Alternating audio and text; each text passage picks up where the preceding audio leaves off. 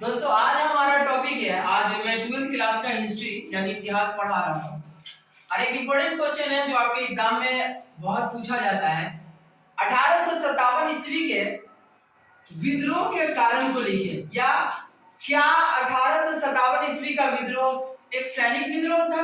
तो हाँ, ये सच है कि 1857 ईस्वी का जो विद्रोह था वो एक सैनिक विद्रोह था, लेकिन बहुत जल्द ये सैनिक विद्रोह से जन विद्रोह में बदल गया, क्योंकि अंग्रेजी शासन के दमनकारी नीति और आर्थिक शोषण नीति जो थी उसके खिलाफ भारतीय जनता त्रस्त थी और उसकी साम्राज्यवादी नीति से किसी भी तरह मुक्ति चाहती थी और यह एक बेहतरीन मौका मिला था।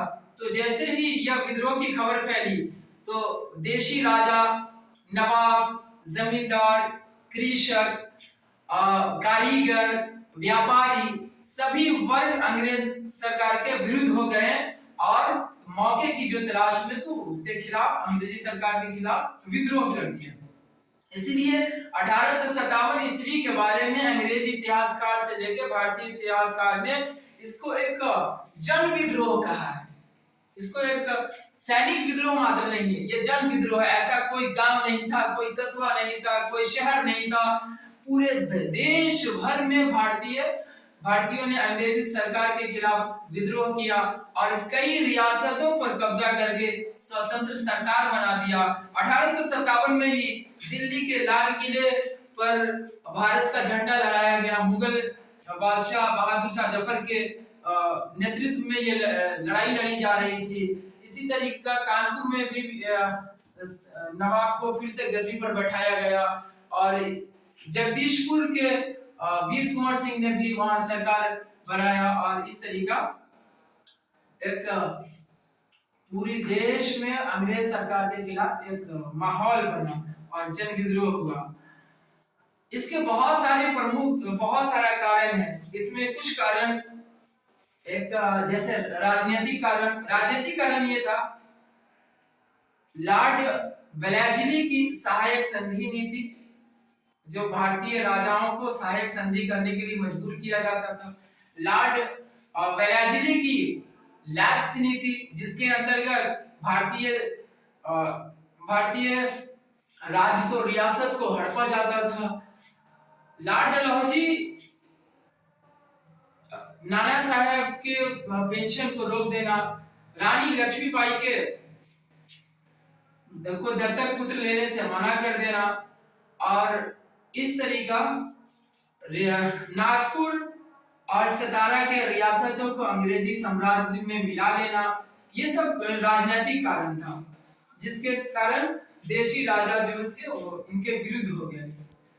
आर्थिक कारण, भारतीय माल, यहाँ से कच्चा माल जैसे जूट, नील और दूसरी चीजें औने पौने दाम पर वहां ब्रिटेन ले जाना। ब्रिटेन में चूंकि मशीन का उस वक्त आविष्कार होने के कारण औद्योगिक क्रांति हुई थी, इस कारण वहां बड़े पैमाने पे माल का उत्पादन होता था और उसी यहाँ से कच्चा माल ले जाकर उसी का माल बनाकर भारतीय बाजार में बेचा जाता था, जो कि मशीन के आविष्कार के कारण बहुत ही मशीन से बनने के कारण सस्ता होता था, जो कि भारत में हाथों से बने हुए माल से काफी सस्ता होता था। इसलिए वो ज्यादातर बिका और भारतीय बाजार पर कब्जा कर लिया। इसलिए यहाँ के कारीगर और लघु उद्योग चलाने वाले जो घर घर हस्तकला से यहाँ उत्पादन का निर्माण होता था, वो सब एकदम से बंद हो गया। कारीगर, व्यापारी सभी बेरोजगार हो गए। ये आर्थिक कारण बना। और तीसरा है इसका सामाजिक या आर्थिक कारण।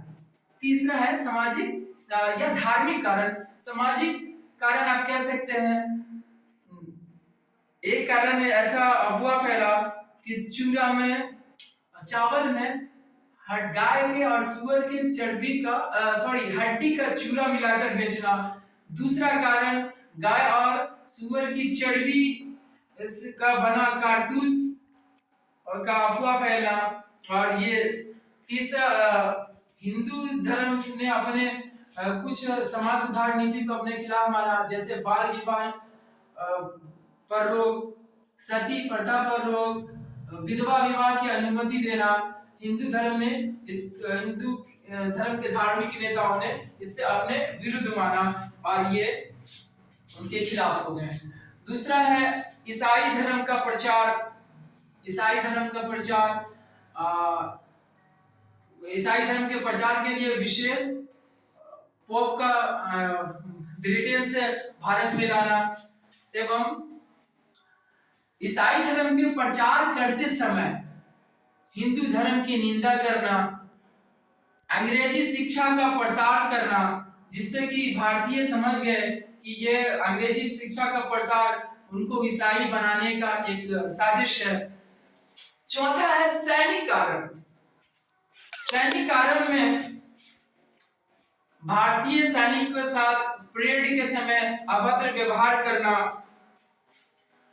1856 में एक कानून पास किया गया जिसके तहत जरूरत पड़ने पर समुद्र पार सैनिकों को लड़ने के लिए भेजा जा सकता था, जो कि हिंदू धर्म के लोग विदेश पार जाना लड़ने के लिए अपने धर्म के विरुद्ध मानते थे। ये भी एक कारण सैनिक कारण था। एक कारण ये भी था कि अंग्रेजों को बड़े बड़े पद पर विराजमान किया जाता था और भारतीय सैनिक को छोटे पद पर, अंग्रेजों को उच्च सैलरी पर दिया जाता, नौकरी दिया जाता था, जबकि भारतीय सैनिकों को निम्न वेतन दिया जाता था। अंग्रेज सरकार एक कारतूस मंगाया ब्रिटेन से, जिसमें कि ऐसा एक खबर आया कि गाय और सुअर की चर्बी को मिलाकर कारतूस बनाया गया है और उसको दांत से खींचकर उसको एक्टिव करना है। तो हिंदू धर्म ने भी इसको अपने विरुद्ध माना क्योंकि गाय के सुअर की चर्बी थी, और मुस्लिम धर्म के सैनिकों ने भी इसको अपने विरुद्ध माना था क्योंकि इसमें सुअर की चर्बी थी। तो दोनों ने माना कि इससे इसका धर्म भ्रष्ट हो जाएगा। ये मुख्य कारण थे 1857 के क्रांति के।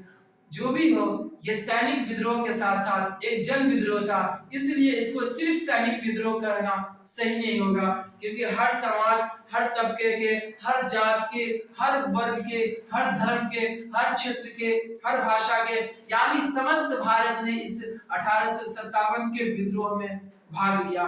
तो ये था 1857 का सैनिक कारण। ये आपको कैसा लगा हमें कमेंट बॉक्स में आप जरूर बताएंगे, और जो भी प्रश्न आपको और चाहिए वो आप उसके लिए कमेंट बॉक्स में जाकर लिख सकते हैं। और आप लोग उसमें माशाअल्लाह बहुत खूब नहीं लिखेंगे, आप उसमें ये बताएंगे कि आपको कैसा लगा। माशाअल्लाह आप लिखे चलेगा, बहुत खूब लिखे चलेगा, लेकिन उसमें आप बताएं कि आपको क्वेश्चन कैसा लगा और मेरा काम कैसा लगा। Thank you.